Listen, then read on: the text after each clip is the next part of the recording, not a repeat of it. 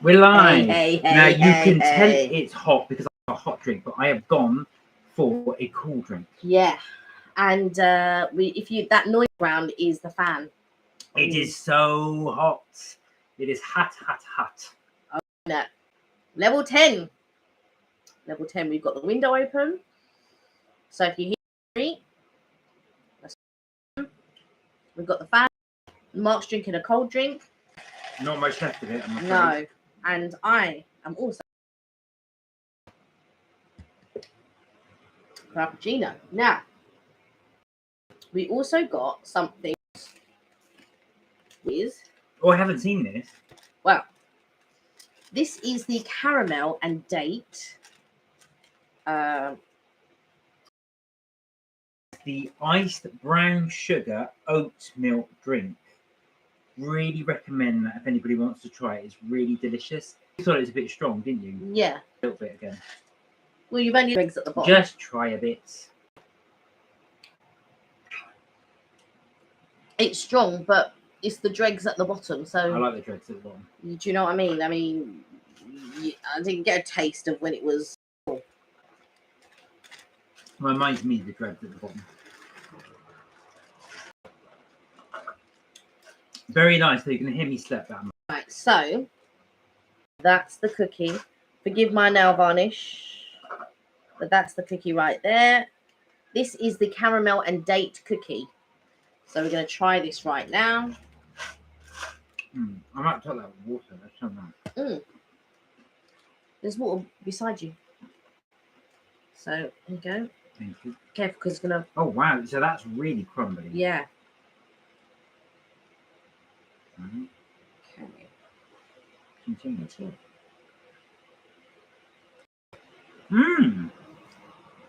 That's nice. It's got almost like an orangey flavour to it. There's orange peel in it. I was just about to say I can see the orange peel. This is plant-based. So I'm just checking that the microphone is on, but it is on. So yeah, that's quite nice. It's good. I wouldn't have the orange pieces in it. Really? No. I think it's better without it. It's almost got a Christmas flavour to it. Yeah, I can see what you mean. But maybe that's because it's got the orange bits in it. I think so. Maybe. It's hot. How is everyone? Is everyone doing okay? Is that fresh? That's what you had. So well, talk about what you've been doing, because I've been boring at work. Some interesting things. Well, I say interesting, but the thing is, I've been sort of out, and I'm going for my mum, my brother, and we're going to go out again, and my mum's youngest sister is coming, so it's going to be me and the three sisters. However, when it's been me and my mum and my godmother anyway, my mum's middle sister. Okay. So when it was the three of us before, it was I think it went down the wrong way. Who's drinking? So yeah, so when it was the two of us, the three of us, should I say, I can't get any filming done. So it's kind of like, trying to get filming done, but I don't think they understand the concept of the filming. So they're just chatting away in the background, or they're getting in on the background, or they're not like waiting for me to finish something before they start talking to me. And I'm like trying to do a narration of some sort to help you guys and that. Well, I say help you guys, but to give you information on wherever. So I was just looking at so we went to Canterbury on Friday, was it? Yeah, Friday. So Friday I went to Canterbury. It was really a struggle to sort of try and do any filming, because they were chat and all of these. So I couldn't get any, and then I had to be back for the live. So I couldn't get any real decent, like in-depth footage. But it doesn't matter, because I'll go to Canterbury again. However, if it's a really hot day and all that, please go to Canterbury. Oh my god. So there's two stations. There's Canterbury West and there's Canterbury East. Now, if you go to Canterbury West, you will see these beautiful. So you come through the gates, the tower gates, to get into Canterbury. They look like these. I've not read up on it, but they look like these evil sort of like gates that you would enter before you go into a castle or before you go into a keep, I guess. And so yeah, so you go. So if you're entering from Canterbury West, you will go through these sort of real big sort of like gates, a tower, and then and just before that, you see that there is a river and they're punting on the river. So there's these people that you get in this sort of like little boat and they punt you along the river, and they call punt you, or it's called punting along the river anyway. I don't know what the correct term is. Is it they punt you? Yes, apologies everybody. That was a coffee. Okay? I think a shard of ice went. Oh, right, I see. So I couldn't breathe. Yeah, but you're okay. I'm better. Yeah, sorry, you were saying. Yeah. So I don't know what they call it. Do they punt you? Is that? Yeah, punting is just literally with the pole, and you just, because you have to have shallow water. So once it hits the ground, you get along with the pole, and then you move along the river. But I don't know that now. Oops. Or whether it is. I've seen it's now inside the. It's at the end of the boat, and they do this. It looks like it moves, so I'm not sure. That's only what I saw. So it out and like they do in the. I didn't see that, but I don't do that in the gondolas anymore. And it's just in the thing, and they just do this. I don't know if they've put a different rudder. Yeah, I don't know if they've done different. This is underneath this is my impression of underneath the boat. Whether they've got like flippers or something underneath the boat when they do this, so it moves. I'll take your word on that. So it moves. But anyway, so yeah, but it's where it's such beautiful settings and so worrying. I'm just going to see if I've got a picture that I can show you. Those gardens are absolutely. So as you're approaching it, the scenery is absolutely beautiful. So I'm just going to see. Here we go. Oh wow! No, it looks amazing. This was in Canterbury. So if you can, I don't know if it's going to focus in. I can get it to focus. I think it's because it's it's not. It's a shiny. I think that's as close. Yeah, that's as best as I'm going to get. But it. Oh yeah, there we go.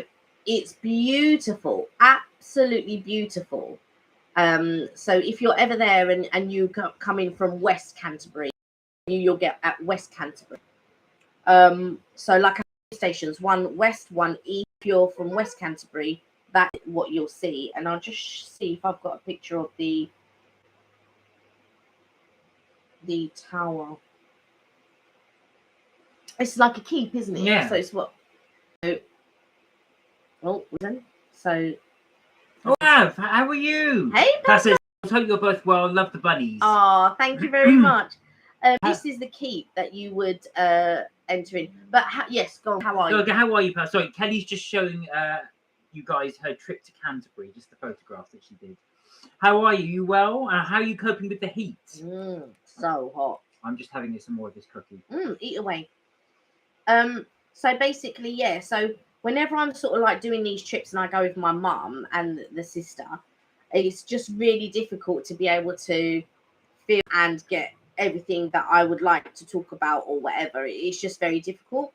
So, and on the way, yeah, so these are a picture of the flowers. So as you enter in from, like I said, from,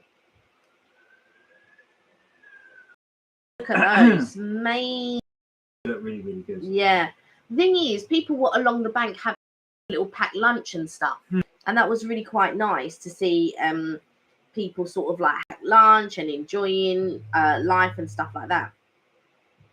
If you come in from Canterbury, it's from East Canterbury, you'll walk through the park. So I'm just trying to. So here is the park, but you've got some lovely houses on the left. If you're coming in, that is you will come these sort of lovely park, this lovely walkway. And that will, so ever in Canterbury, It's like if it's a hot day, definitely I can highly recommend. I didn't get a chance to do the cathedral and stuff because I was in a rush to come back home to do the live on that day. So heat is beyond me. I usually go for my evening walks when it's a bit cooler. Yeah. Guys, how are you both keeping? We're very well, thank you. Yes, thank you for asking. Yeah, thank you for asking. And like you, I love to go on my evening walks, but it's so nice in this. Well, I say when it's cooled down like now. So I think I might go for a little stroll later on. But yeah, do stay hydrated as well, but not the way I did it in the. Well, I exaggerated, obviously, but I was, that was annoying. Yeah. But yeah, I hope you're keeping well. I hope you're keeping cool. I hope you're keeping safe. Hope everyone's keeping safe and staying hydrated. Yes, so I'm staying hydrated.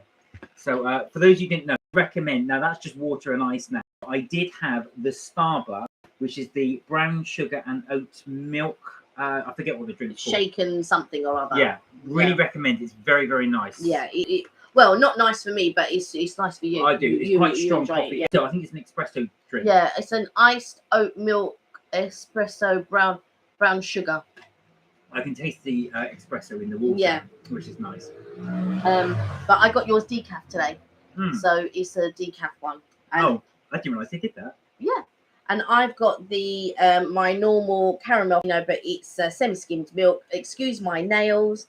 I painted them the other day. They come off already. Yeah, they've come off already. Well, it's not gel. They would stay a bit longer if they were gel, but they only stay when you get gel nail varnish. They only stay on longer if you have like acrylic nails or gel nails. But when then your natural nails, because your natural nails are flexible, the paint doesn't stay. Even if they're gel, the paint doesn't stay on them as long as they would on acrylic or gel nails. I'm watching your nails do it, and then slowly eating the cooking.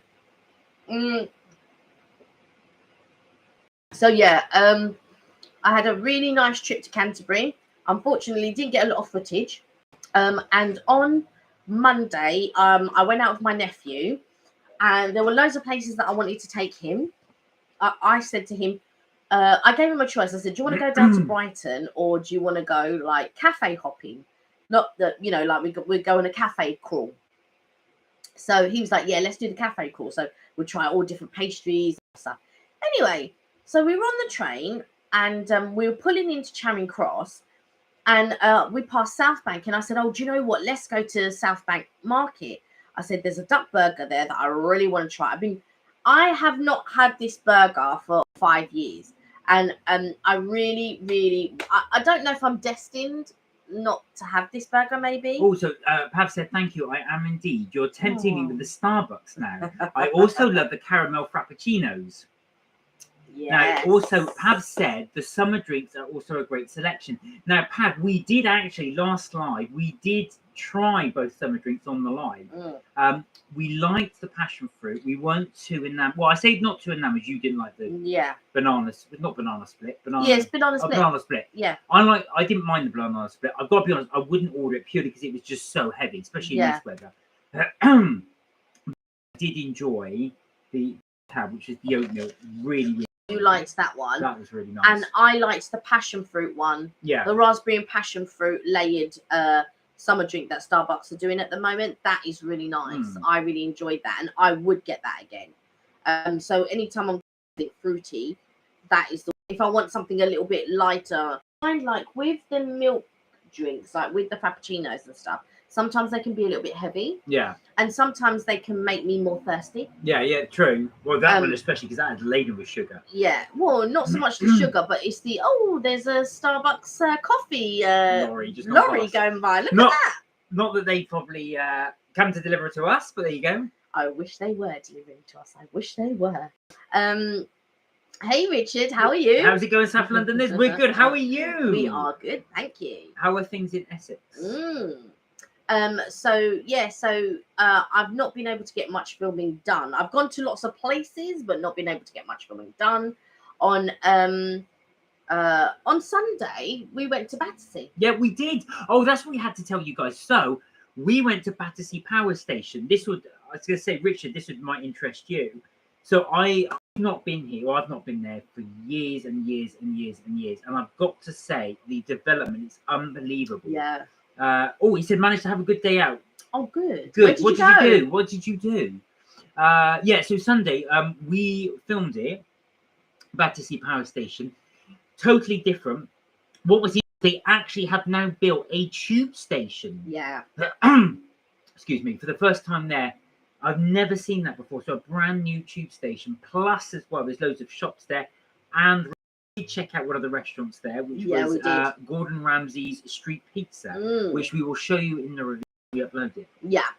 And also there is 9 Elms new Covent Garden Market, which they've redesigned. We didn't go in to have a look, but they have redesigned that. So if you're ever interested, you can pop down there. It's along the same road as if you were going to Battersea Power Station. If you're coming from Vauxhall, it will be the first. It will be before the Battersea Power Station. It will be on your left. If you're coming from, let's say, Clapham Junction, sort of that end, then you will reach Battersea Power Station, which will be on your left, and then that will be on. The Covent Garden Market will be further on, and it'll be on your right. They have redeveloped that area, because I remember when I was little, when I sort of like, you didn't really have a waterfront to walk along and things like that, and now there's this whole waterfront that you can walk along. I grew up in Battersea, and so I took Mark to where I used to live, where I grew up, and the estate that I grew up on, and like I go there, but it's just so different, because Battersea, when I was growing up, especially I grew up in, was a poor area. And it was a poor area because it was a council estate area. But now you go there, it's all trendy, and there's like the different types of restaurants, people sitting outside eating al fresco. There's a Gordon Ramsay restaurant in Battersea Village. Oh, so Richard said Battersea Bridge has a free museum under the bridge and tells the history of the area. I remember shown in one of my vlogs. I didn't catch that one, actually, so I'll have to go back for your vlogs and check it. I'll have to go back through, because the last one that I remember the one that is more memorable to me is Vauxhall, because of course I lived in Vauxhall for many years. So but even when I lived in Vauxhall, I never really went to the flats where I used to live. I used to go and visit a friend of mine who used to live near my flats, and because we grew up together, we knew each other from, like, it was 2 brothers, and I knew them from when I was like 4 years old. Richard said Battersea was all about the coal. Now, Pav has said something. She said, I am launching a new project on equality and diversity soon. Oh, wow. With one of my sisters from Birmingham. We will be raising awareness on why equality is everything in today's life. We'll keep you updated. Oh, please do. So, please do. Pav, this is something Kelly would be very interested in. I would love to know more about it and what the project is that you're doing and all of that type of stuff. As a lot of you know, I took an equality course. It's something I feel very passionate about. I'm very interested in. And I've been helping recently with people with regards who have learning difficulties, and I've been sort of helping out with that sort of thing. And so yeah, very interested in your equalities project. So yes, please keep me updated. Please do. So we've got our details in obviously in our homepage. So do please let us know. Kelly be very interested. Yeah, I've got our email address is in the about page. So please feel free to email me and stuff like that. I'd be really interested. Today he went to Epping Forest, only urban location. Told a story and went to the spot and told it. So is it a story about Epping Forest that you told? And did you go to the specific place to tell the story? That sounds interesting too. And what type of story were you doing? Because you think it's the only urban area. Because you're very into history and all that type of stuff, aren't you? Well, I do know that Richard watches horrible histories, which I used to watch. There's a few other history channels that I do watch. So yeah, that would be interesting. So I'll check that out in your page as well. On the Epic Forest. Have you uploaded it yet? I haven't seen. There was one that I was trying to watch the other day. Let me have a check. Interrupted so many times that day, I couldn't because I was trying to watch your video, and you messaged me in the middle of me trying to watch your video. And that day I had tried to watch your video several times, and I got interrupted every single time. So I didn't even get a chance to watch it. So I'm so sorry. But it was so funny that I was trying to watch your video and you messaged me in the middle of me trying to watch your video that day. And there we go. I know you've been going on walks, and I know you've got a few things coming up. I don't know if you want to let people know. I won't say anything just in case it's going to be like a big reveal. But Rich has got some interesting things. He's been chatting to me about what's in the pipeline and stuff. Yeah, so I've been going out and about. So we went to Battersea. We went to Battersea Park. Oh, sorry. So Richard said, yeah, there's an urban myth. Very creepy one. Has second faults as I followed the story footsteps. Okay, are you going to upload that? If please do, because I'd really like to check that out. Wow, wow, wow. Wow. That just sounds spooky. Yeah, so we went to Battersea. Have you ever been to Battersea Park before? No, I've been to Battersea many years ago, but that was when it was almost derelict. Yeah, just wandering around the area. Yeah, because there was a time when Battersea Power Station was just derelict.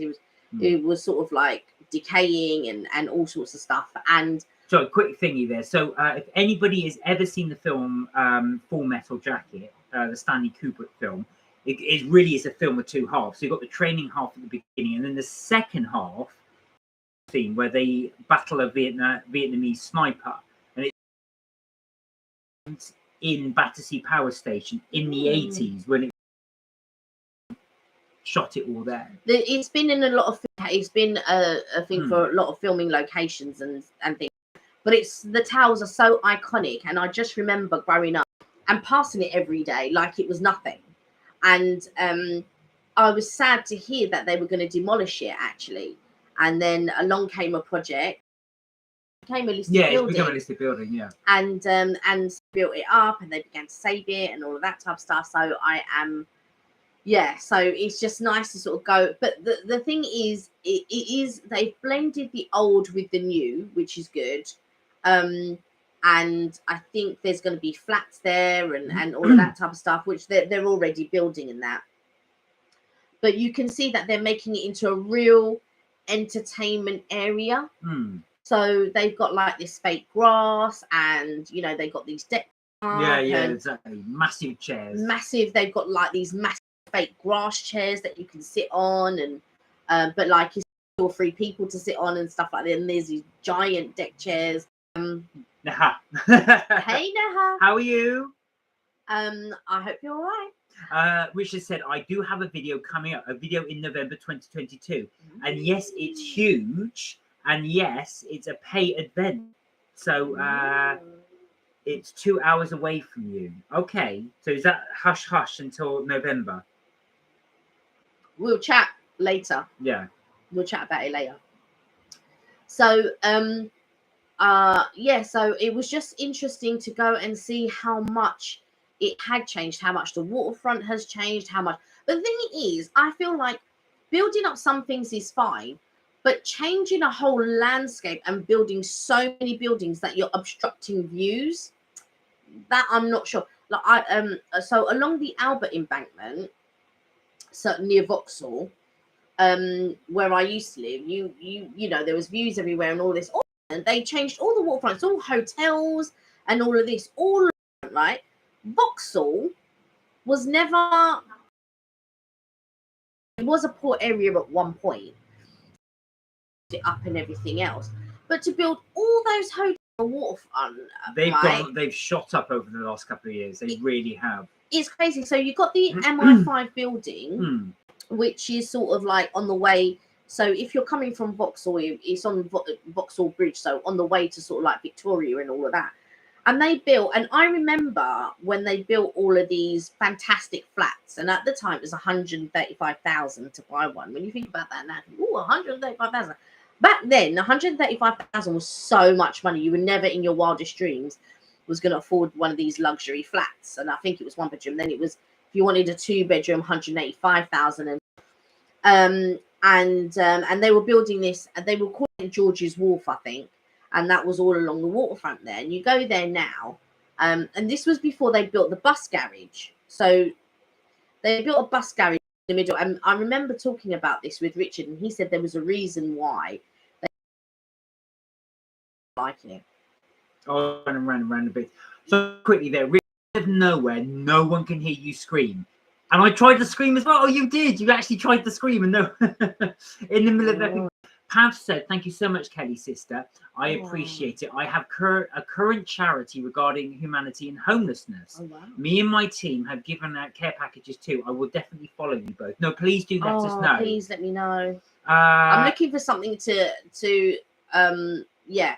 I'm trying to find out a lot more and all of this, and it is an avenue that I would like to go down. So any information and stuff like that, what you're doing, I'll be like very interested to hear about. Yeah, sorry, Naha, I think you are right. I think the screen is freezing. It's got a few. We have got a few glitches, so apologies, guys, if it is freezing as well. We have had a few freeze a couple of times. Yeah, but it's all right because some young lady is off on holiday next week. To Fuerteventura. I hope you have a lovely time. Oh, I hope you have a really good time. Are you all packed? Are you ready to go? And are you just on the countdown right now? Sorry, my knee is banging. So carry on. Anyway, sorry, your Battersea story. Yeah, so it was just very interesting to see how it had changed. I went into Battersea Park, and I remember sort of there being like loads of you know, like Lido type pools and things like that you could sort of go and wade in as a kid and everything. See you later. She said Bye she's gotta go. I hope you have a lovely time or a lovely evening. Oh, okay. See you in a bit. So yeah, so and then as we walked in, I saw a couple of sort of like Lidos and stuff, and one was like green. And then I saw another one which there were children in, and they sort of kept things there that I really as a child. So I really the zoo is still there as well. And there's like a little sort of like bird, 2 bird aviary birds in there. So I'm not sure that the zoo was open because there was no birds in the bird aviary, because the zoo is just behind it. Because I was thinking, where is the zoo? Do they still have it? And then I saw you steps down into the zoo. And there was a cafe in the park, but we didn't walk around because you were quite thirsty and you were quite hungry. And so we didn't do too much filming in the park, but I would like to go back there. It was an incredibly hot day, incredibly hot.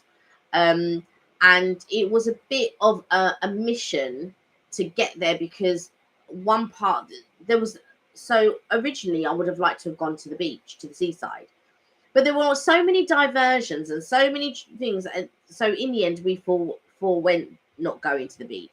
And we decided, you know what, I wanted to do a park series anyway.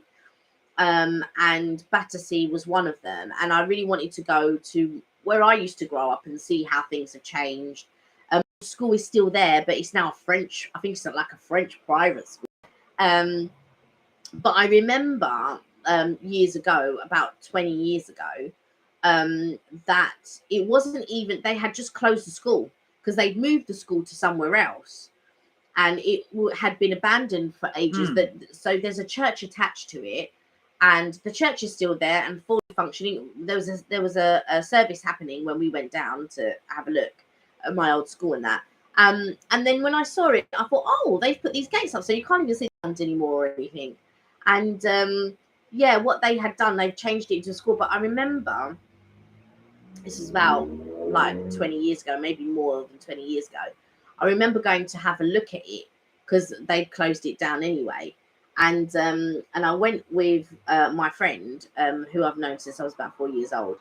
And we had a look in the gates, and you could see, obviously, when you're running around and you're however old you are, like 6 years old or whatever, everything's huge. And when I went back to see it, everything's small. It looked so small. And I was like, oh my God, I don't remember it looking this small. But obviously, you're seeing it through a child's eyes, so there's plenty of space.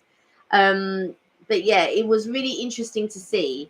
And it was really interesting to see the old areas and stuff like that. And I definitely will definitely go back again. And I definitely want to take, film a lot more in the parks and stuff. But yeah, so we're due to go back, but you were a bit hungry. So we went, so we left there, but it was like I said, incredibly hot that day. So hot. Richard said, I have a video posting at 7:06, which is very Pacific time, every day. You ask why that time, you'll see. Wow. 7:06. All right.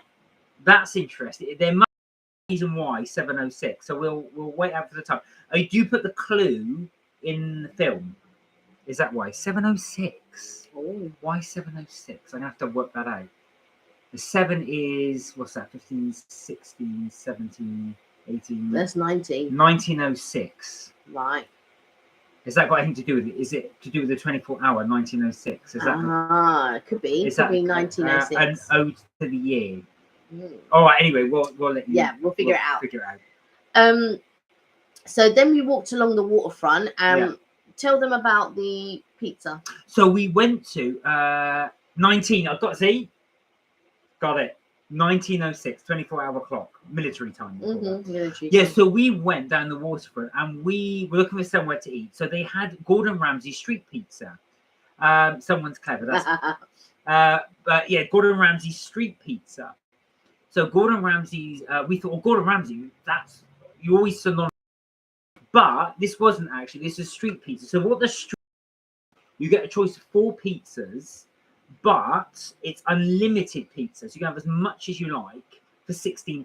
Now, the way it works is you sit at your seat and they come around with slices. So they don't give you a whole pizza, they do give you slices. So you have your slices as you went. Now, it was nice, wasn't it, the pizza? I really enjoyed it. However, we did get a little miss because as it got busy, you get less pizza because they, by the time they reach you, if we were sitting right at the end of the restaurant, on the actually outside. So by the time they got to us, all the pizza had been used up. So if you want to go there to maximize your pizza experience, I would definitely advise sitting indoors or sitting near the actual, the kitchens and first served. Yeah.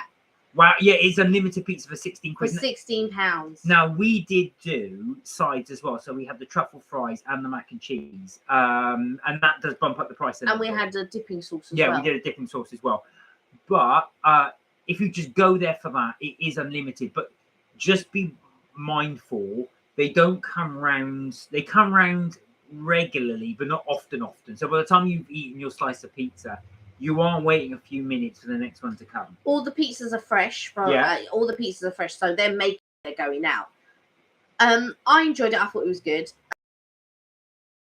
because it still bothers me till now. So it's till now. And what bothers me, or what bugs me, or what bugbear of mine is that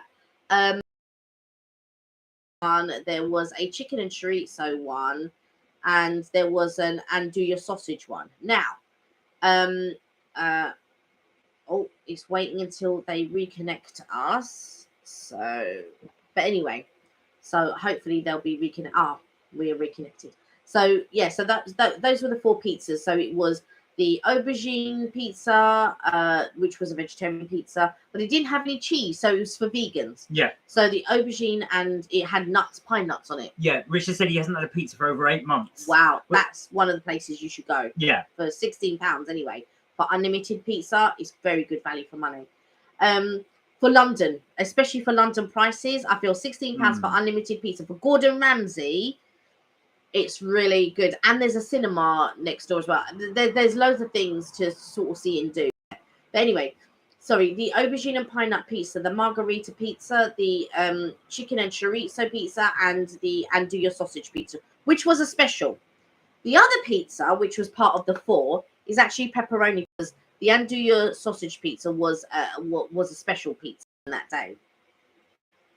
The whole time that we were there and come to the table, it seemed to me a little bit, because what happened was, so they kept bringing 3 pieces. The 3 specific pieces they kept bringing was the chicken and chorizo, which was okay. It wasn't that great. It was all right. The aubergine, pine nuts, and the margarita pizza. Now, for Mark, and so what we did, he would get a slice of each, and I would get a slice of each. So then I knew Mark could then have the margarita and the aubergine. So he would get like at least 4 slices each round. However, they kept coming with the chicken and chorizo sausage. So on the 4th, because I would only get 1 pizza really. So on her 4th time that she came round with a chicken and chorizo pizza, I said, "Oh, is there any andouille sausage?" Yeah, but the way she said it to me was very frosty. Well, I sat there for 45 minutes roughly, waiting for any pizza. Was it as long as that? It was about 40. Oh. Waiting for a pizza. Now, come round with, so she didn't come round again, and when she did, a couple of boys that came after us that were sitting next to us, and they got pepperoni pizza 4 times, right? Yeah, they did actually. Yeah. Now, don't get me wrong, there's 6 of them, so by you're handing out the slices, pretty much all 6 have gone. So pretty much the whole pizza's gone. But then even if there were a couple, she went to like another table that came after us. So in our section, everybody that was on the other tables had come after us. So we were first in that section. There were a couple of other people, but they then left. So once those other ones left, we were become the first in that section, if that makes sense. So everybody else was served and we weren't getting served. And I said to Mark, I wonder if it's because, and I don't know if this is the case because I don't know, I wonder if it's because I asked. Now, what was very suspicious to me was that a guy came out with pepperoni pizza and she said, "Oh, go over there." So he had finished giving the boys and we were to be next, and she directed him somewhere else. And I just thought, well, now I could have said something. But I didn't. But I like the pizza and I like the place. I felt like there should have been a coordinator outside to coordinate people to say, you need to do this table, you need to do that table, you need to do this table, you need to do this table, this table, this table. And sort of like because they didn't have a coordinator outside. It was a Sunday and it got busy. It was very busy inside. But I think that is the way to do it. You have a coordinator outside and you coordinate pizza. And I think that could have solved the problem. But that was my bugbear. The pizza was fine. And you really enjoyed the pizza, didn't you? Well, Richard said, I'm born in Essex, but my family side is Italian and Island of Wight. Wow, that's a bit of a combo. My mum's side is Essex. Explain why my interests go either way. Oh, I see. Well, I do think you would like this, Richard. Like I said, because you get the combo of them, so you can have one of them, particularly if you're not vegetarian, you can have one of 4 or 5 slices of chicken as well. And they do come around, like Kelly says. I think I got unlucky because we sat right at the end of the restaurant. So I suppose the tip for us would be, if you do go to Gordon Ramsay street food, do try the centre of the restaurant or close to the bar, because you will get served first. Yeah. But like I said, by the time they reached us, they'd run out of pizza and then went back in. And that kept happening. So we kept waiting. There was only a couple of times where somebody actually would come and start in our area, which allowed us to actually get a slice of pizza. Well, and I'm just going to grab some more water because I'm done first. So my only sort of like real bugbear, but for £16 for Gordon Ramsay, don't know how many branches there are, but I'm sure there are a few. So you don't necessarily have to go to the Battersea one, but you can go to Battersea one if you're in that area, you're visiting that area. It's right at the waterfront, right on the way to Battersea Power Station. And if you're getting off at Battersea, the tube station, then as you're heading towards the waterfront, if you turn left and you go further down, you'll see sort of like a little row. There's a row of restaurants along the waterfront, which you'll see Megan's and a couple of other. I think there's one called 1926 or 1906. But then there's the Arches. So where the train, so that's the Gordon Ramsay. And it's actually in one of the arches, not on the waterfront. But when you sit outside, if like where Mark was sitting, he could see the waterfront kind of thing. So, but yeah, it was just a shame because it was very, very hot, and so it was lovely to sit outside. But outside the freshest pizza. That's just what is the pizza restaurant? It is Gordon Ramsay's street food pizza. and it's in the arches, in the Battersea arches. I'm yeah, think then that is definitely one to go to. Yeah. So, you're flexitarian. I know you're a flexitarian. So Sorry, just go and get some water because it's so hot. What was I going to say, Richard? So it's Gordon Ramsay's street pizza. I've not seen them around, but I'm sure they're. Oh yeah, there are a few around. There are definitely.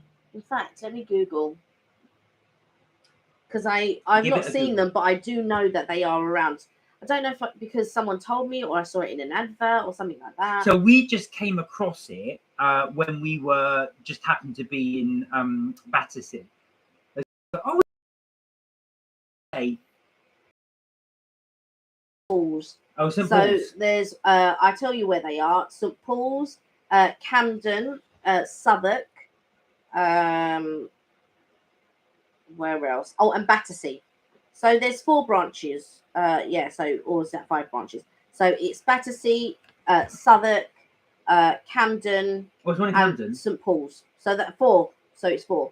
I remember seeing the St. Paul's one. That's how I knew there was another branch somewhere. So look, they're mainly. I suppose your closest one, I'm guessing, Richard, would be the Camden branch, maybe.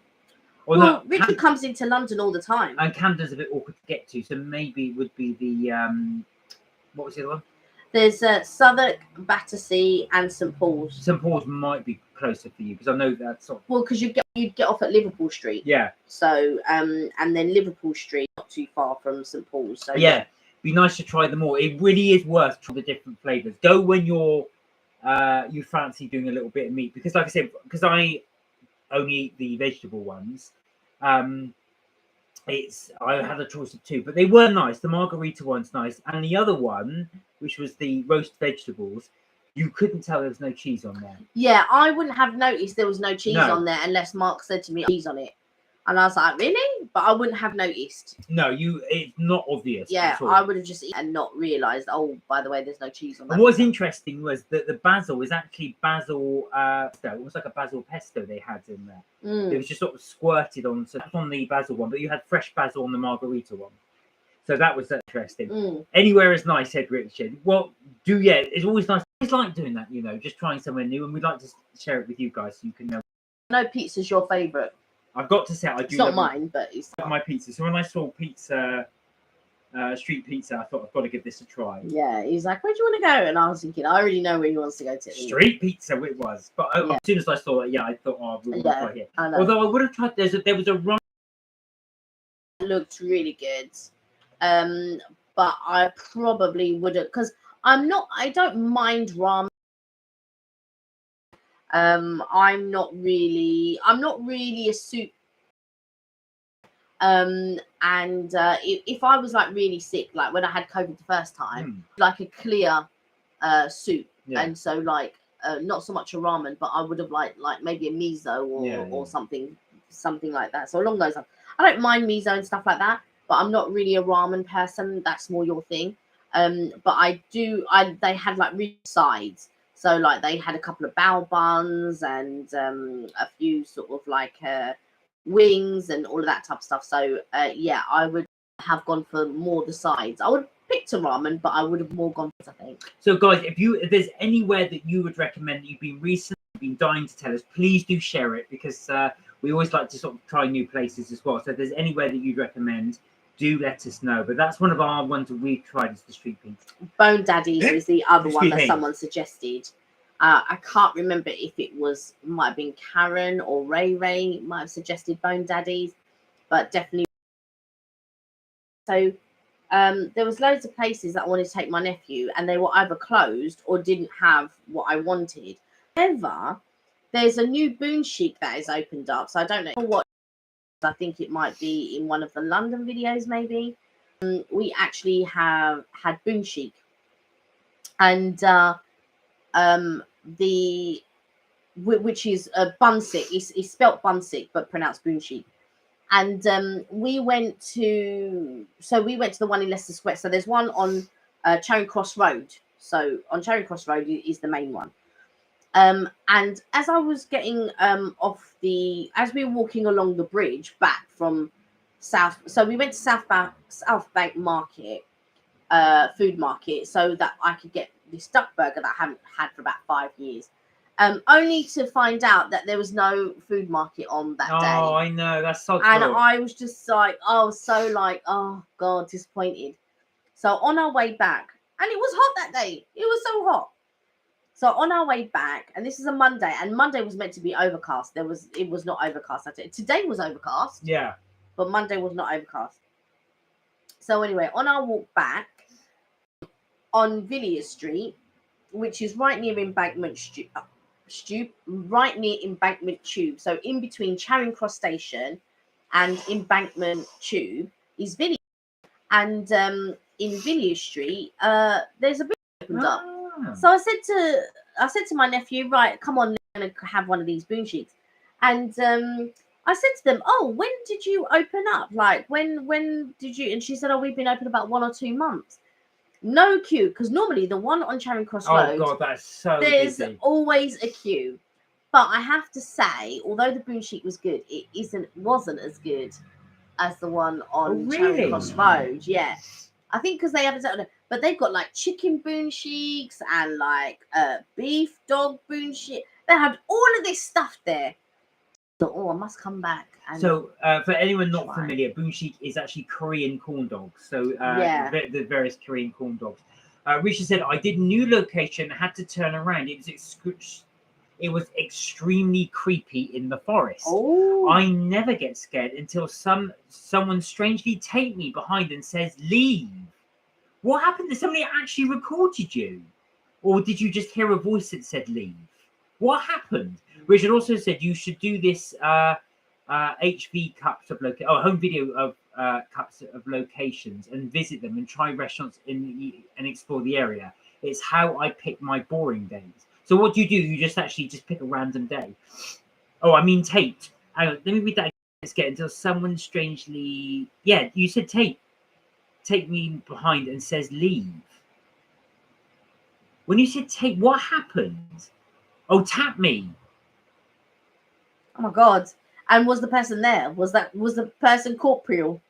So what happened? Somebody actually tapped you on the back of the shoulder and told you to leave? Or was it an invisible person? Or did you feel a tap and there was nobody there? And you turned around and said, leave. Yeah. I have heard stories actually where someone was talking about ghost stories in so they were no one was there. So you felt my Lord. So you felt a tap, you heard the voice leave. Okay, turned around and, all right, I'm going. I would have run. Funny enough, there was a ghost house where my parents used to live in Wiltshire. And it's one of the haunted houses. They tore it down in the end. Say that people that stayed there the night would hear in the noise just voices going, get out, like that and things like that. But there was nobody around. You just hear that like really deep, get out. Someone just shout, get out. Wow, that is freaky. That would freak me out. If you felt a tap, did you actually hear somebody say, tell you to leave? Did they just say leave, or did they say, I want you to leave?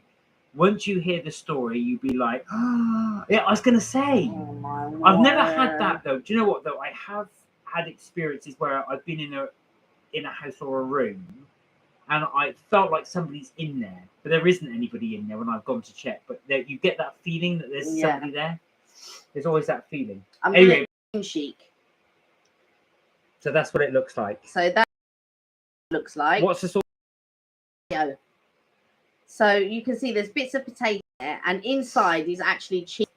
It's amazing. Richard said leave in a haunting kind of way. So you almost heard leave. Like, but not necessarily deep, or I don't know. It's not going to be leave. Well, it's not going to be, by the way, leave. No, it'd be leave. What? So many taps. It'd just be one.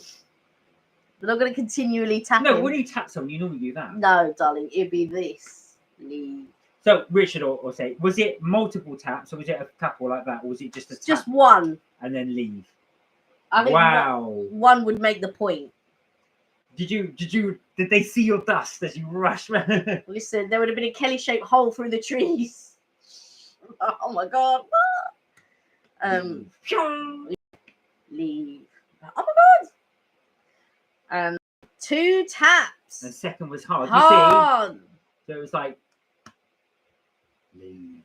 Can you imagine? Oh my life. I'm thinking, do you know what I think of? Do you know in what is it?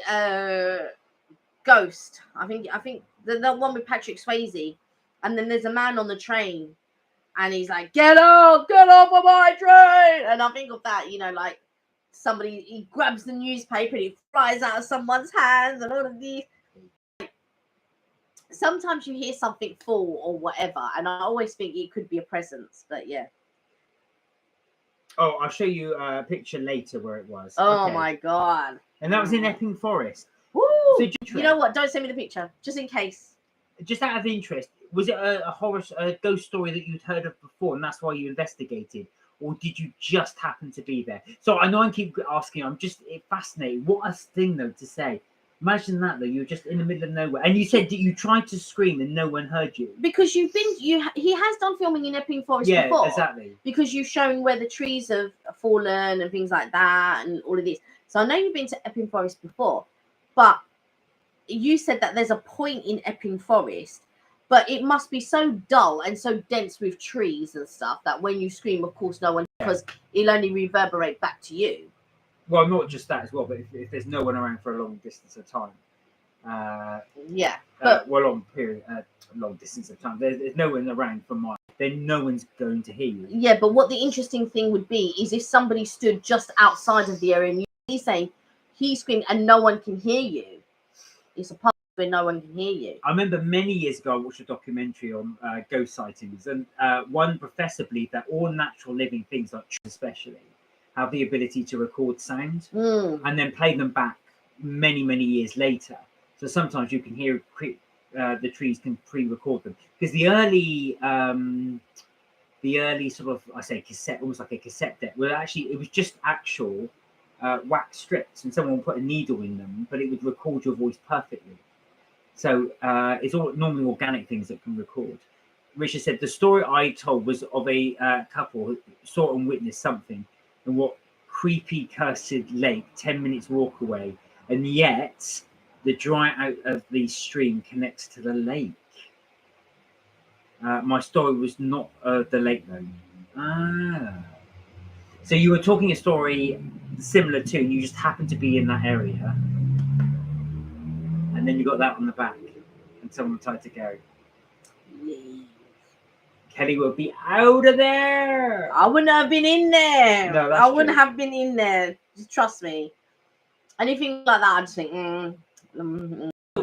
Had you made up this story about the couple that you witnessed, and you just happened to be there and you had to tap, or was it just the fact that it was actually a true story you were recounting? No, it would have been a true story. Oh, but you did see it there. Okay. Oh yeah. So of course, Epping Forest, I suppose, will be renowned for that. You saw a deer. Did you see a deer in the place where you felt the tap, or was there no animals and no sound? And Was it the deer? Just like, wow. Because I imagine you saw the deer separately, like at another point. Not made it. No, you didn't make it up. It happened in 22. Right, so it's an actual story. Yeah. Deer was later. Right.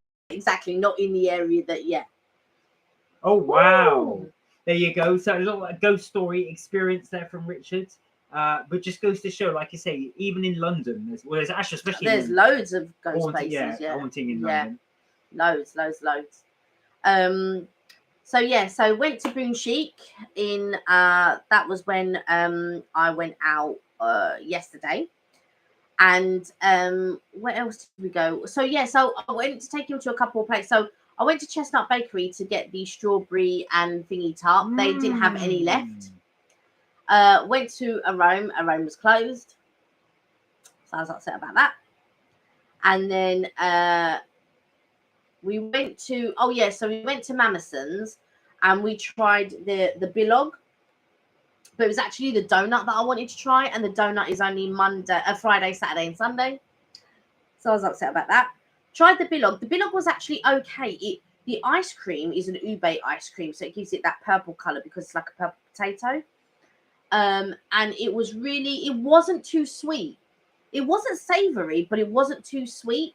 And I liked it, but I think I might have preferred it in the donut rather than It was in a milk bun the way that they had done it, but I think I might have liked it better in. But it was still good. Must be annoying, said Richard, when desserts are not there. Well, do you know what? The thing that really shocked me, because obviously I didn't go, Kelly went, was the fact that all these bakeries in central London on a weekday are closed. That really did shock me. Go on, let me show you your photograph. So that's that bilog. I'm just trying to get So that's the bilog. So you can see that there's that purple beside it.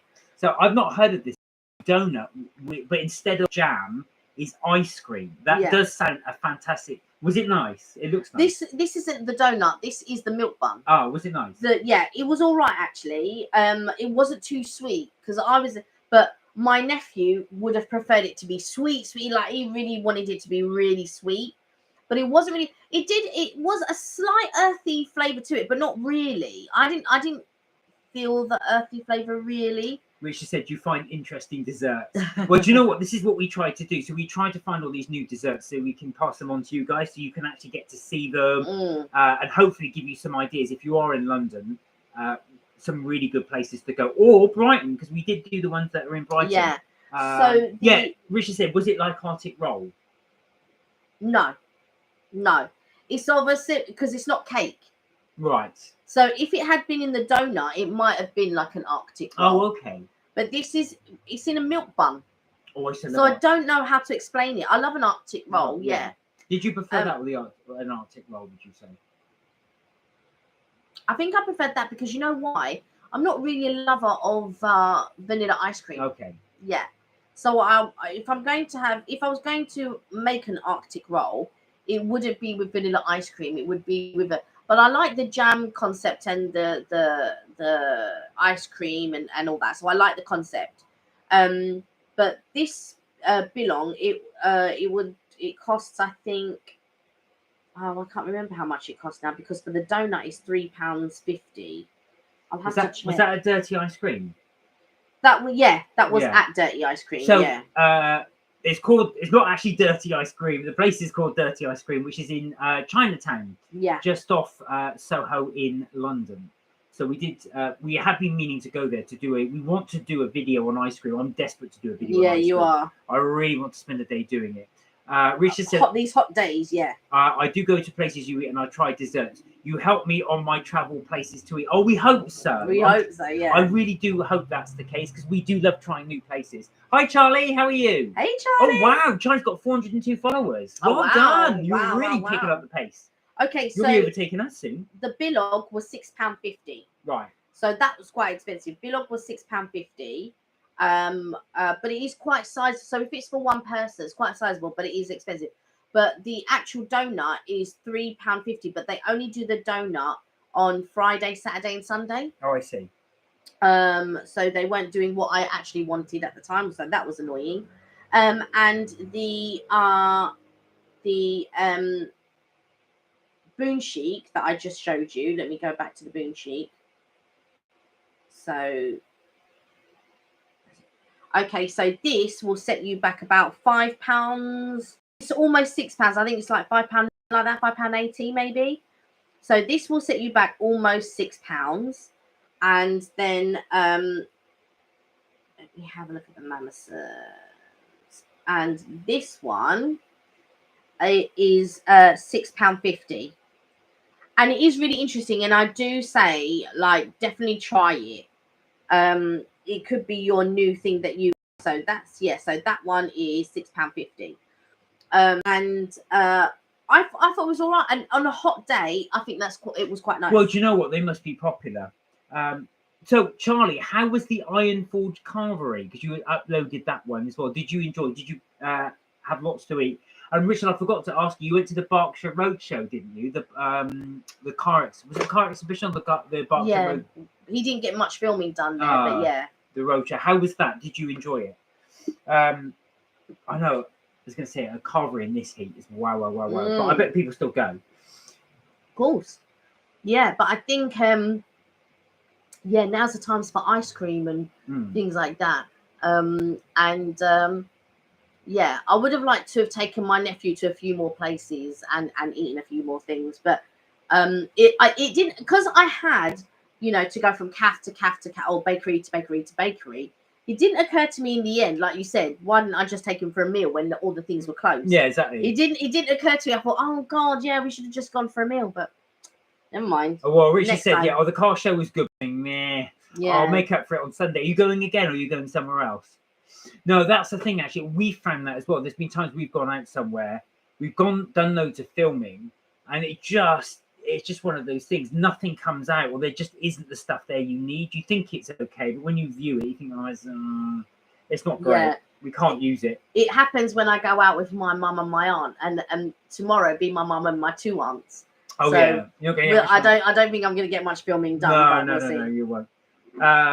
No, it's just Salt's Law, really. It's one of those things. Yeah.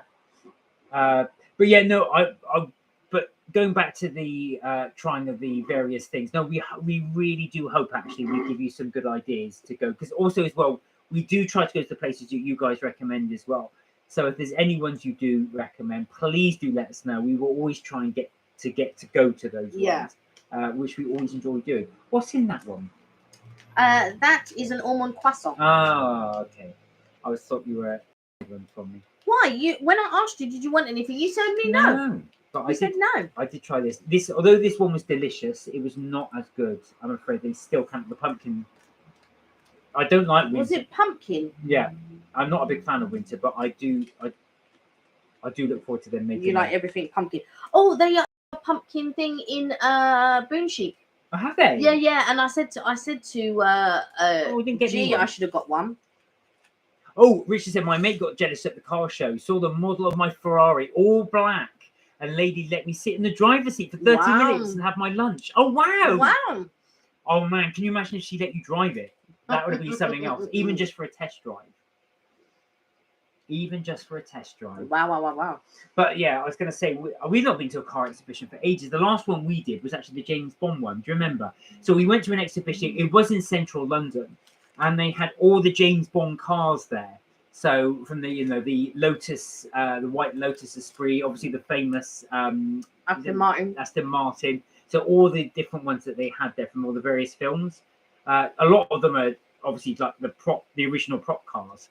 Oh, you sat in James Bond car Lotus, the white one. Were you tempted to drive into the water and then set the things? I would have loved to have done that. Cars is not really my thing, but I remember going with my cousin a good few years ago. We went to a car show, but they're not really. No, I know. They're not really my thing. Although, what one did we see? Did we see the Batman car? And didn't we see? No, we didn't do the Batman one. We saw the London Film and Comic Con. No, that was the Back to the Future one. Back to the Future, but that was a DeLorean. But that was actually just a replica. Right. But it was the James Bond one. Although again, like you, I'm not really massively into cars. But I used to love James Bond as a kid. So when I saw the cars there, I really enjoyed seeing them. They also had one of the helicopters from, I think it was a Thunderball, where they James Bond constructs a mini helicopter, and they had that one there as well. I remember, with the little machine guns at the front. Okay. And tonight we got Professional Bake Off. Well, I can't watch it because I'm 3 behind. Oh, wow. I'm really behind. You're going to just get more and more behind. You're 2 behind, not 3 behind. I will be 3 behind tonight. Well, by tonight, yeah. And I'll be 4 next time around because I've got handing in the project. So, yes, I'll be massively behind. So, I shall be watching that in a bit. I'm going to watch it up here, I think. It's all hot then. Yes. Do you know what? It's just so hot. I've got the fan on here. That's the whirring in the background. Yeah, if you can hear the whirring, we've got the fan fully on because it is just so hot here. Yeah, it's just really hot. So I've put the fan on, and we have it on most nights actually. We do. Oh, it's gone so muggy. So I don't know, guys, as well. If you've got any tips, it's just fall over. But if you've got any tips on how to stay cool in the evening, please let us know because we are struggling to sleep.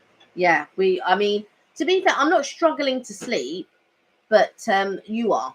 Oh God, I massively struggle to sleep. Yeah, I really do struggle. Hey, Richard. Hey, Richard, open the freezer door. He said. Monica. I might just sleep in the fridge. How are you? I hope you're well. Oh, Richard has the AC running. Of course, they in the States. Get loads of tips to stay. Oh, what are your tips to stay cool, Richard? Now, of course, the thing is, in Britain, it kind of is sort of pointless getting AC. Well, not pointless. It's not pointless, but there's no massive. You only ever use it for about a month a year, if that. Probably about 2-3 weeks. Possibly 2 months. Oh, ice bottle behind the fan. Oh, that's interesting. Thank you. I might try that. Put an ice bottle behind. Oh, that's nice. Hey, glad you're well, Richard. Yeah. And I was going to say, how hot is it in Chicago? Got to call to take. Okay. Well, hopefully we'll see you in a bit. Hopefully we'll see you in a bit. But yeah, I think you would have it on for about. But when I was in Canterbury the other day. It was so hot that day. Not as hot as yesterday, because yesterday was walking and there's no shade or anything when you're walking across that bridge. It was really hot. But when I was in Canterbury, it wasn't as hot. It was still hot.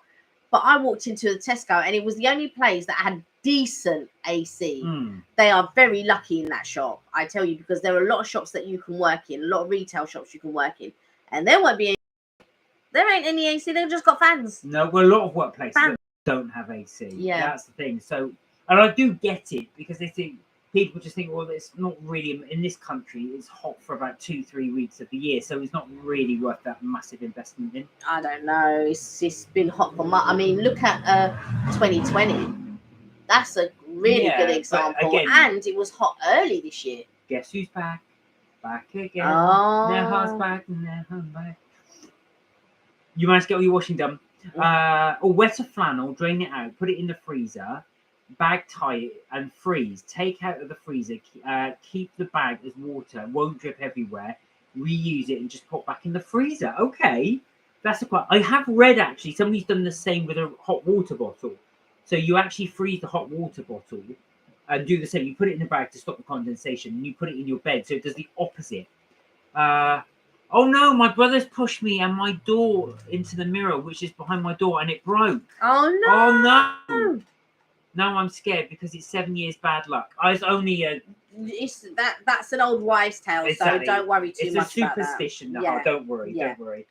Plus, as well, this is the same brother that talks to that guy that jumps over the desk. Yeah.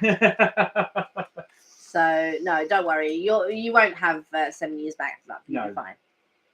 But I might have a little bit of luck. Didn't I say, do you want one? Yeah, I said a little bit of that, please. Just break a bit off. But so are you all packed? Are you all ready for your little trip? I bet you cannot wait. That'd be such a nice little trip for you. And it'll be very hot for you there as well. Yeah. I love the Canary Islands. Hopefully not. Yeah, it will be very nice. It'll be hot. Get your swimsuit on or your bikini on. Get into that pool. Ooh! Or laze around that pool. Ooh! I can just imagine now, just lazing around the pool. I know, we're not packed yet, but we're nearly. And you've never been there before either, so I think, it'll be a nice experience. You've got all the sand dunes there and all that. Yeah. So, do they do the camel rides at Fuerteventura? They must do. They do it at Lanzarote, so they must do it there as well. Oh, I'm wearing a bikini for the first time. There you are. You'll enjoy it. Yeah. Now you got your new hair as well, all trimmed down. You'll have to tie it up. I had to tie mine up. It's so hot. Yeah. I can't have it down. It's too hot. Yeah, in this heat. Well, it'll be a very similar heat then. So you'll just have to make sure you have your hair all tied back and just let it all, the cool air get to you. If you can keep your neck cool, that kind of regulates your whole body. But I've seen... God, her hair's grown already. It's like Play-Doh barbershop where it just... Push the thing in it. I've seen people with fans. So I might get a neck fan. Oh, right, okay. The thing is, I would love to wear a hat, but a hat never stays on. And I've got a hat downstairs, but so I only ever use it when I'm around the pool. But I would love to wear it out. My mum wore her hat the other day, but it doesn't stay on because then she ends up carrying it in her hand and whatever because it just doesn't. No, I said it's supposed to be 36 degrees on Monday. Wow. That is really hot. Now, one of the things I did read somewhere is they said that don't have your windows open during the day because it's letting hot air and heats up the house. The best thing to do is keep the windows closed during the day and then open them in the evening because that lets the cooler air in, which cools the house, apparently. So that's supposed to be the tip that I did read somewhere. Now, is it 36 degrees in Fuerteventura or 36 degrees here? Karen, hello. Hey, Karen. How are you? Hope you're well. I hope you too. It's late. I hope you're both okay. You're looking lovely and cool, Kelly. Mark, you always look as cool as a cucumber. Trying. We got the fan right there. Right. It's only because of that, because I've got the fan right there. So if you hear that whirring sound, that's the only reason I'm not sweating, because I've got the big fan just coming this way. I was sweating downstairs. I was just like, oh my god. I find now I'm like having multiple showers because it's so hot, and I'm just like, oh my god, I need to have a shower. And then go and have a shower. Nahar said, yeah, I tell my mum that, but she doesn't listen. Put her on, Nahar, put her on.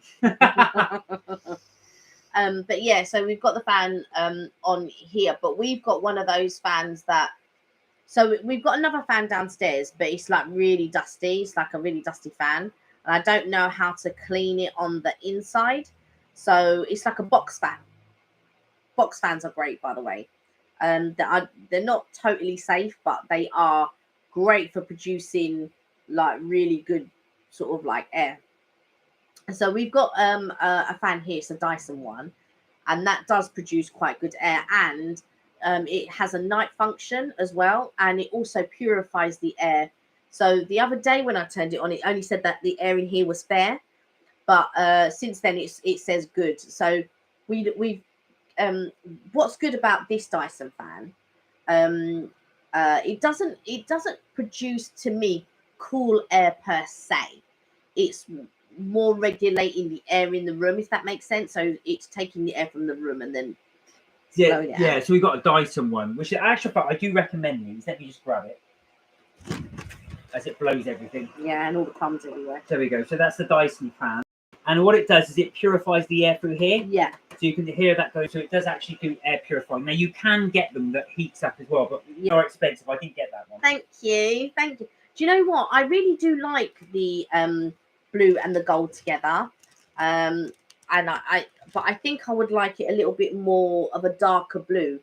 But I do like this blue. I like it. Thank you very much. Karen's got a fan plus a neck fan. So you're getting from both sides. I'm thinking I need to get a neck fan. How are the neck fans? Are they good? Are they worth getting? Would you recommend it? Yeah, I'm thinking about investing in one. Richard said, oh my god, how cool. Found out something cool. I found a feather in Epping Forest. Not sure what it was. Got feedback. It's a blue jaybird. Oh, wow. They're quite rare blue jaybirds. I hope it wasn't the jay. Leave. Oh, Karen said she loves hers. Oh, wow. Okay, so I might invest in it then, definitely. We did find a lot of people when we went to Battersea Power Station at the weekend. We did find a lot of people that were carrying fans as well, because we were on the bus and they were sort of fanning themselves. Yeah, I am going to get one of those as well. One that you just carry. And I feel like I can clip it to my bag and then just have it bend it so that it's just under there or something. But I think a neck fan is good. I've seen like loads of people sort of advertising them, so I have been thinking, but I didn't know if they kind of like worked or not. Karen said it's a bit noisy if you watch the TV. Well, I can imagine that as well. I mean, this is quite. I don't know if you guys can hear this one as well, but it's got a slight whirring sound, but it isn't that loud. Yeah. It comes with a remote control, but what the good thing is if you have a smartphone, you can actually download the app and actually control it from your phone. Richard has a question for you. Oh. Have you seen the limited edition Star Wars Celebration Mickey ears? Yes, I have. Oh, you have? Yes. Well, you videoed it as well. Which set are you talking about? The Darth Vader ones? Are these new ones? Nahar said, I've got my own clothes. Sorry, I've got my clothes next Thursday for LGBTQ, and I've ordered a top and denim shorts on Shein for $4.95, and I think it will be coming time, hopefully, because then I can take it on holiday. Oh wow, yeah. So you're gonna have all that. You're gonna look really funky while you're on holiday. I'm just going to the Disney store, right? Oh, he's going. Yeah. You've just convinced Kate to go to the Disney store. So how many clothes have you bought ready for your holiday, Nahar? Have you bought loads? Have you got yourself an entire suitcase? But that's a really good value, actually, $4.95. Evelyn, hello. Hey. How are you? You enjoying the heat, or is it too hot for you? Oh, it'd be too hot for Eve. I think at night it would be too hot for Richard her. said, oh my God, there's many designs. So, guys, we might see some new ears coming your way if Kelly spots these. Is this on the, I'm guessing this is the UK Disney store. Yeah, well, I'm just on the UK. If not, I'll have to get Ben some money and send it. But the thing is, they don't have as many Disney ears online in the States as they do here. No, exactly. Remind me to give Eden her dough. I've done it. Oh, you have? Yeah. I owe you then. Yeah. Yeah, because I'll have to get my brother to send. So because my brother's Did that on like Sunday or Monday. Oh, did you? Yeah. Okay, so the new ones. Okay, so there's a light year one. Oh yeah, there's the that's the one that I showed you, which was the Wookiee one. The Ewok one. So show the guys. So I think Richard said also in 2023 there will be a Star Wars Europe limited edition Mickey ears at the Excel this April 2023. So you got that one. That's the not the Wookiee, sorry, the Ewok. Yeah. Did you hear that? Richard said in 2023 there's a European limited edition Mickey ears at the Excel. 60 storage box for all those ears. I've got 3 storage. She's got boxes. 3 storage boxes. 3 whole storage boxes. Show you the first one. Yeah, we even since she's sleeping with the fan on, we are as well. Yeah. If you can hear that whirring sound, that's the fan on now. It's so hot. It's good, but it's not as loud as some of the other fans that you can get. It doesn't sound like we're in a. Right, there you go. Look. So that's just ears. That's how many Kelly's got. And 3. Admittedly, though, the other have got other stuff in it other than ears. Yeah, I must have about 36 ears, I think. Unbelievable. And in there, in one of the boxes, he's saying unbelievable. You've ordered me. I know. I got a lot of most. I got loads of. No, you didn't order loads. I did order loads. You've ordered over the some. years. Oh my god, that earbox looks amazing, says Karen. So, what is your favourite ear? Or is that too hard?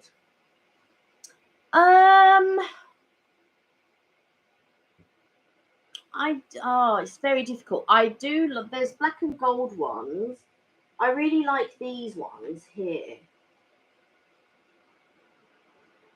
Oh yeah, I really, really like these ones. I can't tell you why, but I like. Yeah, Karen said you should get them insured. The Diamante ones, yeah, the Diamante ones. I like the gold. I don't know. I really like these ones. I mean, some of them are the expensive ones. So when we went to, you might see one of our videos when we went to the Disney store. Was it one £600? There's one that's £600 and there's one that's £180. £600, but I think they had. Do they have diamantes on them? Yeah. Yeah. Hence the reason for the price. Like these, a friend got them for me. So I gave my friend some money, and he picked these up for me from Paris. I saw somebody when I went to one of the Disney parks, I saw a girl with these, and I was where she got them from, and then I saw Disneyland Paris, and I knew a friend of Disneyland Paris, and I said, "Can it?" And this is for the 25th anniversary. I managed to get any of them for the 30th, which is a shame. Even went the bling bling, but Karen said they all really suit you. Thank you. She loves her ears. Them. Hence the reason now, of course, it forms part of our life. So Kelly will always have her ears on. I love this one, and this one was on Mickey's 90th birthday, and birthday cake one. And they haven't done any other birthday ones since then. So I wear them on my birthday. So I love these ones. I love different ones for all different reasons. But those are some of my favourites. She's got one for every occasion. She got them for Christmas. They got one for Halloween. I always Christmas Day. I've got other Christmas ears, but these are my Christmas Day ears. I love, love, love these ones. So these are my Christmas Day ears. I'm waiting there. So basically, they are doing a set of 12 ears. Oh yeah, you were saying.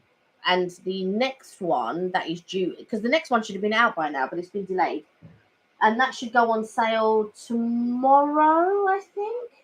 So Karen said, "Mark, do you collect anything?" What do you know? What I've been really bad. I go through these phases of collecting stuff, and then I just give up on them. So I've had all kinds of things that I've collected, like models and things like that. But at the moment, I'm not collecting anything. I'm deliberately trying not to collect stuff. But my worst collection is probably t-shirts. I'm terrible with t-shirts.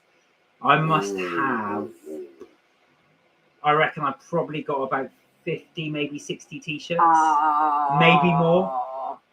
I would have said about 200. It's not that many. I haven't got that many. We'll have to. Do you know what? We'll have to get them and we'll have to count them. But there's way more than 50. I've got a lot. I have a lot. I would have said 200. Do you know what? Because I love wearing t-shirts, especially obviously in the summer because it's so cool. So what ends up happening is that people always buy me t-shirts. Friends of mine say, "Oh, I've got your t-shirt, got your t-shirt, got your t-shirt." So I've got so many. Yay! Even said, but always t-shirts. Yeah. So I've got loads of t-shirts. What's my best t-shirt? Oh gosh, I think it's probably one. Actually, it's one of the Harley ones, maybe. No, do you know what? I think it's one of. I've got a suit. I know it sounds a bit sad, but I've got a superhero one. But it's the cotton is so thin, and we bought it out in the States, and it's deliberately designed to be keep you really cool when we're in Florida because it was so hot, and I love wearing that in the heat. It's so thin. It's so cool. Which one is it? There's the Hulk one, the Thor one, and the Iron Man one. Oh right, I see. So probably my favourite will be the Captain America one. Oh, okay. This one's another because I love the colour of this one, and I bought it purely for the colour. This is yeah, I do like that colour. Yeah, like a maroon. Yeah, I love this colour. But yeah, I won't pull any more out. But yeah, those are some of my favourites. Same here. T-shirts lost. Count after over 100. Plus my running tops got their own wardrobe. Oh, you got running tops as well. Of course, because you do your running. Yeah, I thought you meant tops. But yeah, do you know what it is? I'm definitely in the wrong country because I love wearing t-shirts, but I only get to wear them pretty much in the summer and then in the winter. Although I do wear them, you got to wear something on top. You wear them all year round in the house. I do. He wears t-shirts. I love wearing all around. I love my t-shirt. It just makes you feel relaxed. And now I can work from home a lot more. I end up wearing a lot more t-shirts. Yeah, just right for this weather now. Definitely, Karen. Over 30 tops free from Nike. Why did you manage to wangle 33 tops? Is that because you enter competitions? Running competitions, you get free t-shirts. I remember because I used to, many years ago, used to enter running competitions. They always give you a t-shirt, but you had to pay for it. Right. So it wasn't free, but they give you a t-shirt to do that. But if you're getting free ones, that's quite impressive. But yeah, no, another thing I used to do, Karen, is when I used to go to a concert, I'd religiously buy a t-shirt about that concert, and I had loads from there. So many, I stopped buying them in the end because I just couldn't fit them in the drawer. I ended up ramming them into this drawer to try and fit them all in. So guys, actually, in fact, that's a very good question for you. Is there anything that you guys collect? Is there anything you got loads of? Did you used to collect something and stop because it got too much or you had too many? Richard, I know you like your train stuff. So you've got your train sets and stuff. Karen said, have you finished both of your exams now, both of you? I luckily for me I had to complete projects, so I finished mine now and I've passed.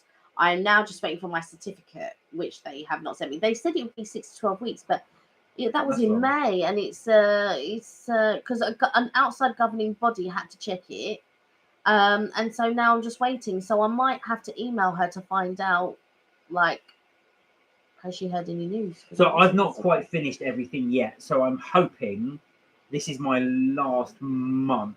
I hope, but we shall see. I'm just gonna, and then that will be it. Then hopefully I get some. Well done, Kelly. Thank you. And smiley face. Well deserved. So hopefully she'll get her certificate soon.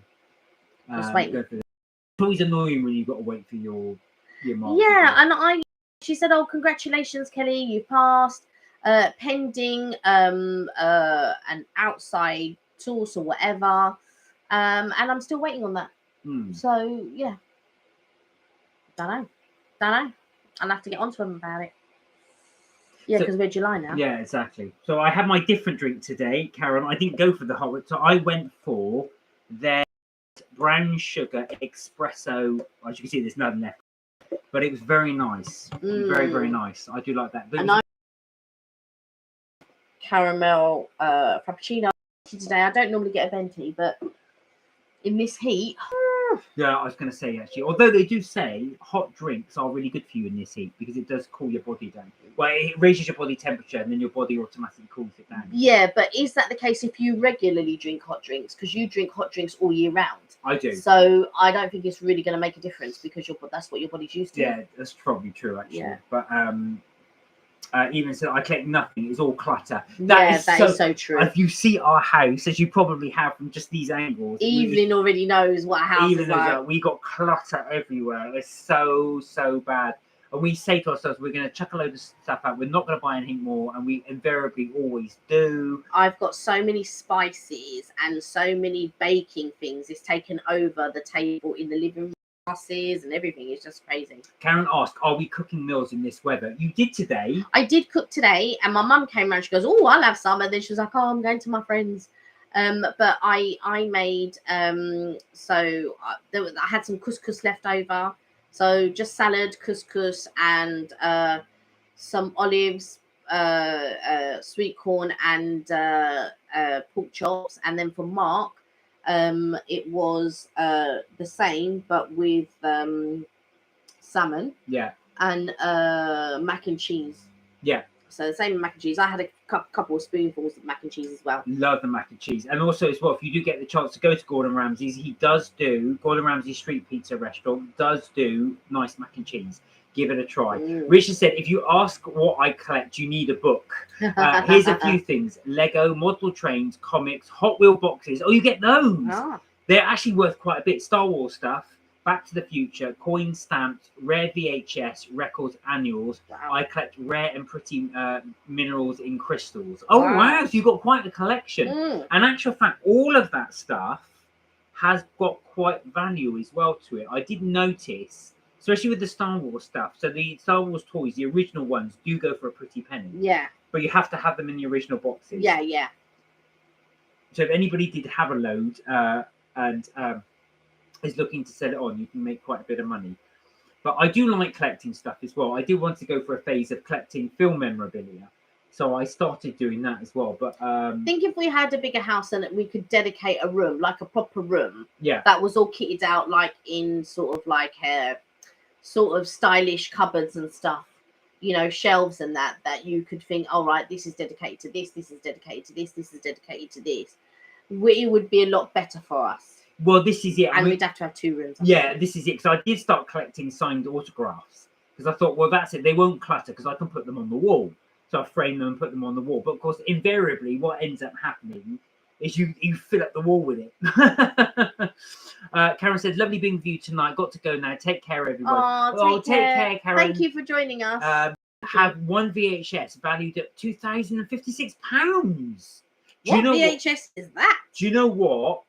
You make me feel guilty because when we moved from VHS to DVDs, I threw out a lot of my VHS tapes, a lot of them.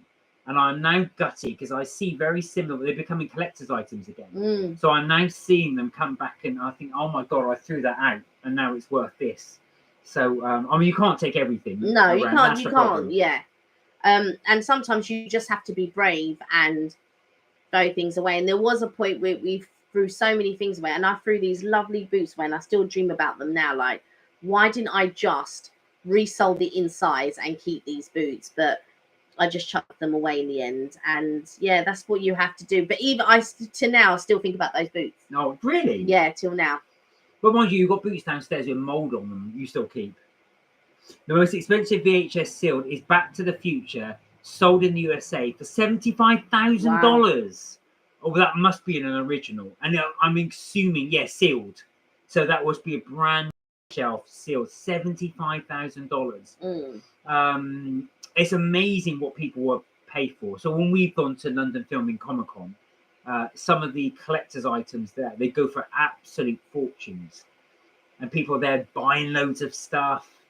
Is it this weekend it's on, did you say? I think so, yeah. So for anybody that's interested, London Film and Comic-Con on this weekend, you say, XL? I think so. I'm not sure if it was this weekend or weekend just gone. It's normally, let me do going. Stuff from the 80s worth money now. Absolutely. Yeah, absolutely. Because it can become, do you know what? They become collector's items. Now, they do say, I was reading an article, a lot of that is down to Stranger Things. There's a Stranger Things has resurrected quite a few songs. So the reason why Kate Bush got back to #1 was because of Stranger Things, plus Metallica, Master of Puppets. But you can't keep... I'm just talking about the song, but it's also revealed everywhere. everybody knows Kate Bush went to number 1. You don't. It does say in number 1, so there we are. Right, London Film and Comic Con. You can't talk to this man and just say to him, like, just don't reveal anything. He has to open his mouth and reveal everything. Oh, you're right. We missed it. It was last week. So it was the 8th to the 10th. Sorry, guys. We didn't want to raise your expectations. Yeah, because that guy, Eddie Munson, something, Joseph Quinn, I think his name is. He was doing. There. Yeah, he was there. He was doing interviews and stuff. And I didn't realise he's a British actor. Yeah. Oh, no, we didn't know. Last weekend's performing for anybody that was in. We thought it was this weekend, but it's not. Andy Serkis was there. Yeah, there was a lot of there. Yeah, there was a lot of people there. Christopher Lloyd. Yeah. But I saw like a couple of the interviews and stuff. Which was they were quite good. And I think London Film and Comic Con is just getting bigger and bigger and bigger and bigger as we go along. Oh, that's a shame. We could have gone there actually. And I think a lot of people you said you couldn't because you were studying. That's that's true. I know, with Dan course. I'll be glad when it's yeah, because we couldn't go on Saturday because it was my nephew's birthday. Yeah, that's so true. And then on Sunday we went to Battersea Park because we couldn't go to. We wanted to go to the seaside, but all the trains were on diversion, so we couldn't do that. So we ended up at Battersea Park, and then Monday, everything that I wanted to do with my nephew couldn't do because the places weren't open, or they weren't selling what I wanted it to sell, or didn't even think about London Film or Comic Con because I knew we hadn't got tickets for it. Oh, Richard said I still have a working Atari console with Defender and Asteroid. Oh my god, my friend had that. I was so jealous because he had that. He loved it. Both Richards have got one. But you know, I was so jealous because he used to play Asteroids. And he'd just sit there as well. And it's a really simple concept, you know, it's just a little ship that goes around like that and the asteroids come in and you just turn the ship and shoot them. I remember. Such a fantastic game. By the way, that song Running Up the Hill by Kate Bush was used in the 80s TV show Running Scared. I remember Running Scared. Oh, I don't remember. Yeah, I think, wasn't it about a girl that got kidnapped who was a runner? I'm pretty sure that was it, the one. Yeah, well done to both Richards. I remember that. I think the first games console I had was the original, not Nintendo. What's the original? Atari. Atari. Yeah, one of the original Ataris. Not that one though. I had a ZX Spectrum. Sorry, ZX Spectrum. That's what I had. The only thing I had was Commodore 64. Yeah, that was the original one. I can't remember the name of it. And I had the one Pong. Yeah, I had a similar one. Yeah, that was. I used to love the Spectrum. It was the most popular one on the market at the time, and it just disappeared. But yeah, Commodore 64. And I just remember my mum chucking everything out, and you just think, oh, it's just worth so much money now if you wanted to sell it. I think my parents have still got my 60. Commodore, my Spectrum 40 bit. Apparently, a little pixel in your TV now has more memory than that computer. Wow, that's how advanced it is. I remember that my dad had this sort of like film projector, you know, with the big wheels that you that's film right. on. And he had one of those, and that's how you record it, of, you know, played back stuff. And you know, it was like video of me doing different things and all of that when I was very young. But of course, my mum chucked it all out. What did you chuck that out for? God, my mum doesn't like any clutter. If you go to her house, there's no clutter anywhere. Yeah, she just chucks it out. Yeah, that's it. She just gets rid of things. She doesn't. Photo album, don't need that.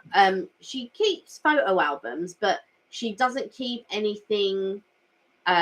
She doesn't like clutter. She's quite minimalist, and everything goes in a box. Richard said, I have a Sega Mega Drive. Do you know what I remember the Sega Mega Drive, and I got a 64. What was it? Not the Sega. Nintendo 64.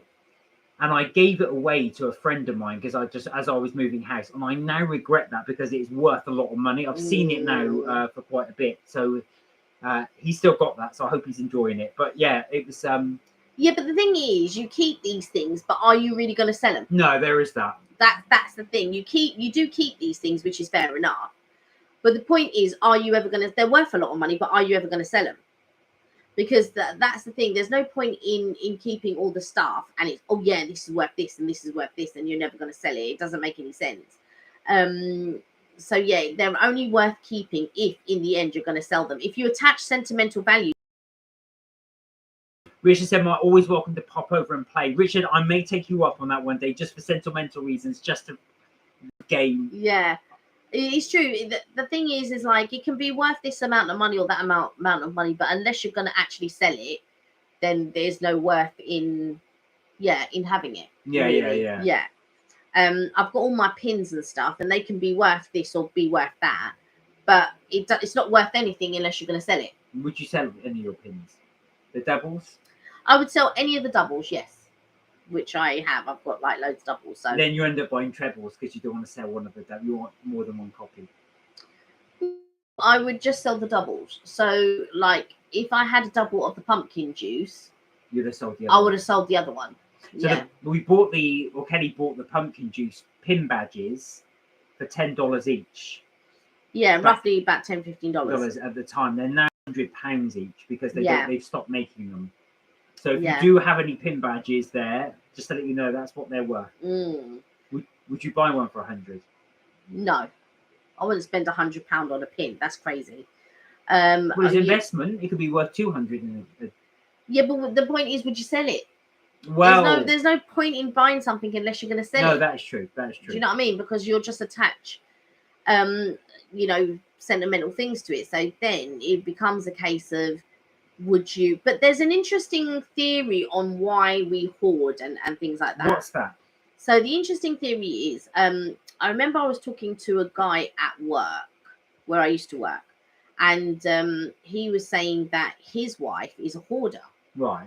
And I said, oh, I'm a little bit of a hoarder too.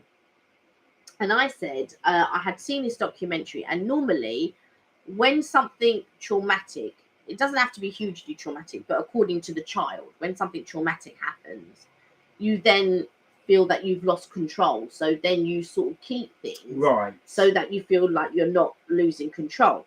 So basically, when I was younger and I lived in Battersea, my mum decided to move. But unbeknownst to me, she never said, oh, we're thinking about moving or anything like that, or talk to me or anything like this. So we just moved. And I never wanted to move because I had my friends. I wanted to go to school where I was. And I remember saying, if we move, can I still go to school in the same place? And my mum said yes. And so I thought, well, that's okay then. If we're going to move and I can still go to school in the same place, I'm okay with that. But it never materialized. And so the trauma of it all, because it now becomes a subconscious thing as you get older, you kind of tend to want to keep things here because you can control it. Right. Because when you're a child, you don't have any control. So, and a similar thing happened to his wife, where she was taken out of a situation she didn't want to. I can't remember what it was. I don't know if it was because of where she lived or something was taken away from her or something like that. And that's now why she just sort of like this. So because I was taken away from a place that I loved, because I absolutely loved where I was. I never wanted to move. My friends were there and all of that. And I had no desire. Because, like a lot of people, when you're growing up in it, like with you wanted to leave because, you wanted more things around you. You wanted to do more things. Well, and stuff like to that. try new experiences. Yeah, you wanted new experiences. But I was already in a place that I loved and I never wanted to move. So I never felt, oh, you know what, I really hate it around here. I want to leave. Blah, blah, blah, blah. I never had those feelings. So to be I didn't hate where I was, but I liked where I was, but it just wanted to try something a little different. But wasn't it that you wanted, there wasn't anything to do really for a young person? Yeah, exactly. Right? But there was plenty of things to do where I was for a young person. So it was never a place that I wanted to leave. So we left the mid-centre of London to go to a different part of London, further away from London, still London, but further away. And now, London's always been the most desirable place to live, especially the centre. So to move from where all your friends and your family, because my gran still lived in Vauxhall, so she still lived right in the centre of London pretty much. She lived in Zone 2. and Battersea was equally zone 2, I think, but just across the bridge you've got zone 1, and equally for my grand, just across the bridge you've got Victoria zone 1, all walkable, by the way, so you can walk to zone 1 from zone 2. So I think then that is the tendency. So when you suffer something a little bit traumatic in your childhood, that's what then can transpire to you being a hoarder later on. That's interesting. I have read things where people, especially bereavement, they tend to hoard. Yeah. Not all, but some select people do. Yeah. But yeah, it's interesting as you can. I hope that doesn't reflect on us, because we've got loads of junk. You can probably see in the background. But we are quite a bit of hoarders as well. But we do like doing our collections. Hence the reason we asked you guys if you do your collections. Yeah. If anybody does collections themselves. Right now, you want to watch the Bake Off Professionals. Bake Off the Professionals, which is going to start in 6 minutes. So, for Madame, we shall finish there. But thank you guys so much for joining us. It's been really good, and we, as always, we love chatting to you guys. We do. And thank you for joining us in this extreme heat. So even in the heat, you joined us. So we do appreciate that. So Kelly will be back on Friday, because I'm on study. I'm having to do some study at the moment. So Kelly, if I'm not going out. Yes. If I'm not going out, there will be a live on Friday. But I unfortunately won't be able to drive. But we will both be back the following Tuesday. But we were trying for you to do on Friday this week. So look after you guys. Please take care in this heat. It's absolutely roasting. And above all, like I say, you're never too old to have fun. So do take care. That's it from Mark and Kelly's trips and tips and things for today. We will hopefully see, you will hopefully see them on Friday. Yep, we will both hopefully definitely see you the following Tuesday. Until then, look after yourselves, take care, and you're never too old to have fun. Bye for now. Bye for now.